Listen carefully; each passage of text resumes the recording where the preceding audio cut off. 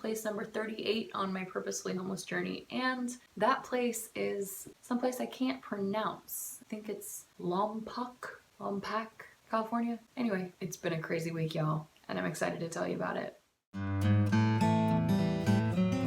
What's up, fam? I'm Rachel Elizabeth, and you're watching Real Talk with Rach, where we talk about real things, because real talk gets us deeper in relationship with each other and deeper in intimacy with God, and that makes us more awesome human beings. So, y'all, I have a lot to talk about. Jesus help me. A week ago, I was recounting the last 6 months of this purposefully homeless faith journey that I'm on. And I was doing that basically to help you understand why I was doing it and to remind myself of God's faithfulness, because I needed the reminder after having been home in a comfortable place for 2 weeks and then coming back to LA without the answers that I had been hoping for. So I needed to see God's faithfulness, and I needed to be reminded of how he had been faithful time and time again in the past, because it's one thing to say, yes, God is faithful and he's never changing, which means he'll always be faithful. That's one thing, that's truth, and that's something our hearts need to know, but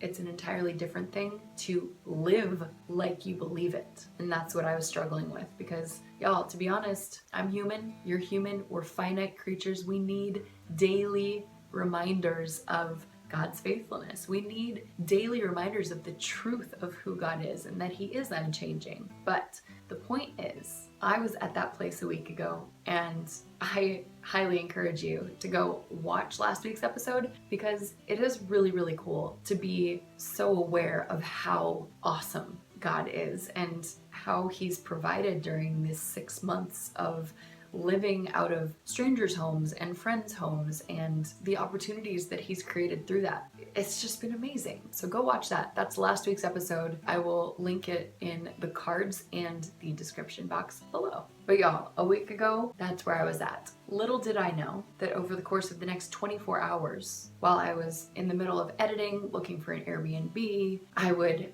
go through a series of really frustrating and frankly exhausting events that would not have me questioning God, but they would have me questioning what the point of all of that was. Just a brief recap: I booked an Airbnb, left the Starbucks I was at super late to go. On my way there, I found out they didn't have a hot water heater and I desperately needed a hot shower. So I canceled the reservation, but I needed Wi-Fi to do that. So I pulled into a Starbucks to use their Wi-Fi from the parking lot. That didn't work, and the woman called me while I was in the parking lot, so I ran inside. While I was inside, I got a $400 ticket on my car and booked another Airbnb. So now I'm out a whole bunch of money, right? So I go up to this other Airbnb that I had booked last minute, found out it was an hour away, didn't know that at the time I booked it, drove all the way to Santa Clarita. During the time in Santa Clarita, I was locked out of my Instagram account with no way to get back in. And trust me, I have tried everything, and support is on it, but they're taking much longer than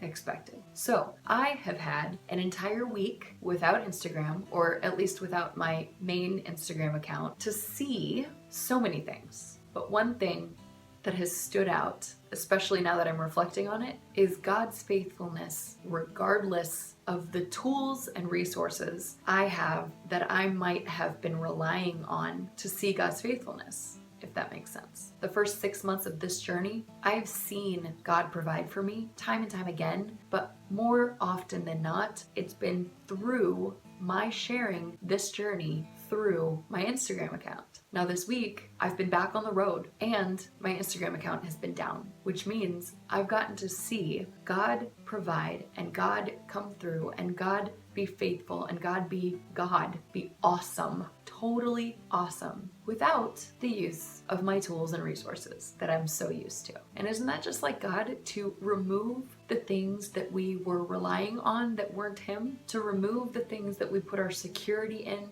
that aren't him, to remove the things that are maybe getting in the way of the progress that we could be making in our relationship with him. He does this, y'all, not because he's greedy for our attention. In fact, he entirely deserves to be greedy of our attention, but he's not, because that would make him an ungentlemanly God, and that is not who he is. He's gentle, he is a gentleman, and he never begs for our attention, nor does he force it. And sometimes he'll take away good things that weren't necessarily taking his place, but either they had the potential to, or in love, he knows that removing a good thing for a time will be more of a gift to us because it allows for deeper connection with him, deeper revelation of how awesome he is, like I've gotten to experience this week, than I would have gotten had he not taken that thing away. So, y'all, disclaimer real quick, I do think that Instagram can become a stumbling block, a hindrance, an obstacle, a weakness. Frankly, it can become a lot of really negative things. But I don't think that Instagram is innately bad. In fact, I think it can be, and I've seen it be, an incredible tool for communication and an incredible platform to actually share God's love. But in my case, he took away the good thing as a gift to me. He took that away to show me how amazing he is and that he doesn't need that to show me his goodness or to provide for me. I'm going to tell you a little story. Actually, I'm going to tell you 2 stories of how he did that without Instagram this week.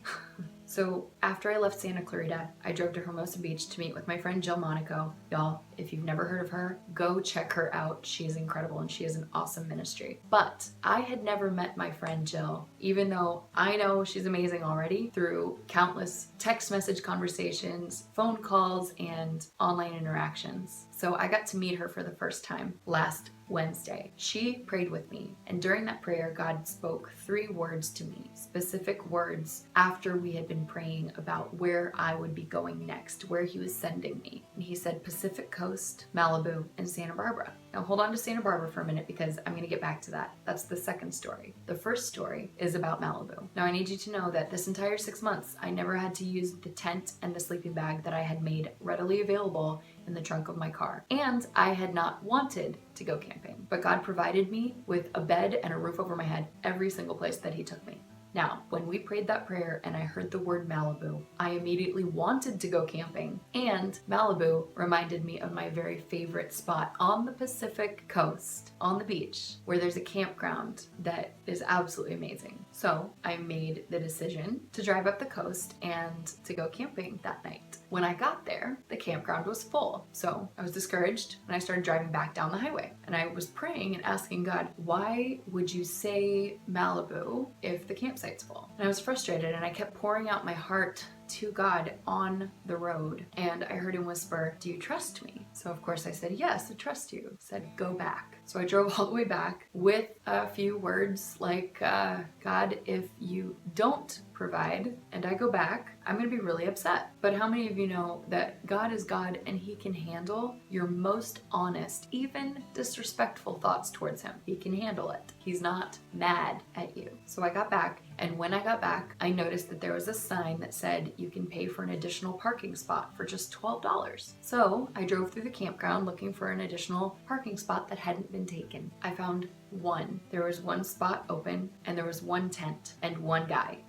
So I went and I asked this guy if I could share his campsite, and he said yes. So I paid for the parking and parked my car, and I asked friends to pray for me because I didn't know what it would be like to share a campsite with someone, especially a man. But I had so much peace after my friends prayed for me that I decided to trust God through this too. So I set up my tent and I had the most amazing night's sleep, and I woke up to the sound of the ocean and the sunrise. And over breakfast, I got to talk to this guy about Jesus, and he had been searching for God. He literally pulled out 3 books about these random things that he'd been looking into regarding spirituality. So I got to talk to him about Jesus and I got to pray for him, and he himself told me, I think that you came here for a reason. I think that we were supposed to have this conversation. And I couldn't have agreed more. But I left that campsite asking God what he wanted me to do about Santa Barbara, and he said, drive south, Santa Barbara later. So trusting that, I went to the nearest Starbucks, of course, and I did my quiet time there. I did my Bible study and journaling, and while I was reading, I read Acts chapter 18, where Paul was staying with Priscilla and Aquila, who were also tent makers. Paul was a tent maker, so they lived and worked together because they were in the same industry. That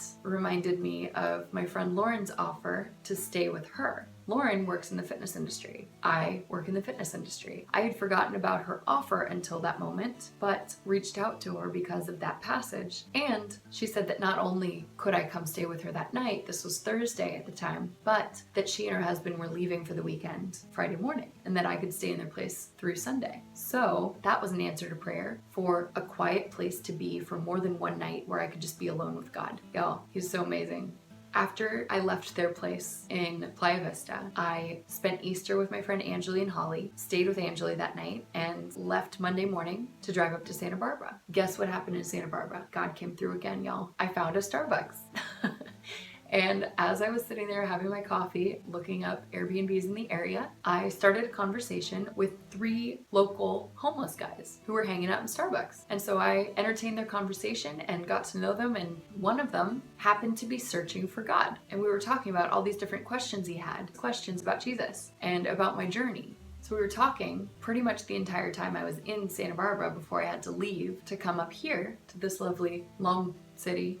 And as I was packing to go, I mentioned that I was going to get food before I left. And I saw this as an opportunity to hear his story, and I was able to talk to him over a meal about the freedom of Jesus. He was suffering from addictions and broken relationships and this general sense of hopelessness. And so I got to pray for him. And y'all, he received Jesus in front of me. And it was the most beautiful thing. And I don't have words to express the joy that came in that moment, but y'all, this all happened without Instagram. And I know this sounds a little ridiculous to even mention Instagram, but like I said, that's the tool I had been relying on in a lot of ways to do this ministry, to find places and reach people and for God to provide for me through. And y'all, I've had a whole week where God has provided for me without that tool. And I've gotten to see him do way bigger things than anything I've seen him do through Instagram so far. Not to say that isn't powerful and that I haven't seen amazing things because of Instagram, but without it, he is just as powerful. And y'all, I'm gonna keep using Instagram as soon as I get back on, but I wanna suggest to you that there might be things in your life that are keeping you from experiencing a deeper level of intimacy with God. It might just be that honest conversation that you've been afraid to tell God. Hey, I don't trust you. I'm mad at you. If you don't come through here, I'm going to be really upset. God can handle those things. Or maybe you're putting something ahead of God that you don't see as a bad thing, so why would God have a problem with it? Or maybe that thing, even if it's a good thing, is preventing you from seeing God clearer or seeing his provision more clearly. So instead of a question like I normally ask at the end of these videos, I want you to answer that question. In the comments below, I want you to tell me one thing that you're gonna do to take a step into deeper intimacy with God, your creator, your Father in heaven, who loves you and cares for you and takes care of you and provides the breath you breathe every day and every single other thing for your enjoyment. God is the source of all good, the source of all love, the source of all life, and the source of all truth. And he loves you. He's crazy about you, and he wants you to walk in freedom. Y'all, that is only through Jesus. He is the author and perfecter of faith, and he wants you to experience life with him to the full. Okay, I'm gonna wrap this up. If you liked this video, give me a thumbs up and subscribe to my channel, because I'm gonna be talking about God's faithfulness a whole lot more and about other topics that come up that we need to talk real talk about. I love you and I'm praying for you. I hope you have an amazing week, and I'll see you next time. I almost forgot. Thank you so much to my Patreon family. You guys are more of an encouragement than you'll ever possibly know. Thank you. If you're not part of my Patreon family, but you want to support what I'm doing here on this journey and in ministry, the links to both my Patreon campaign and my Giving Fuel page are linked in the description box below. Guys, thank you so much. Be blessed.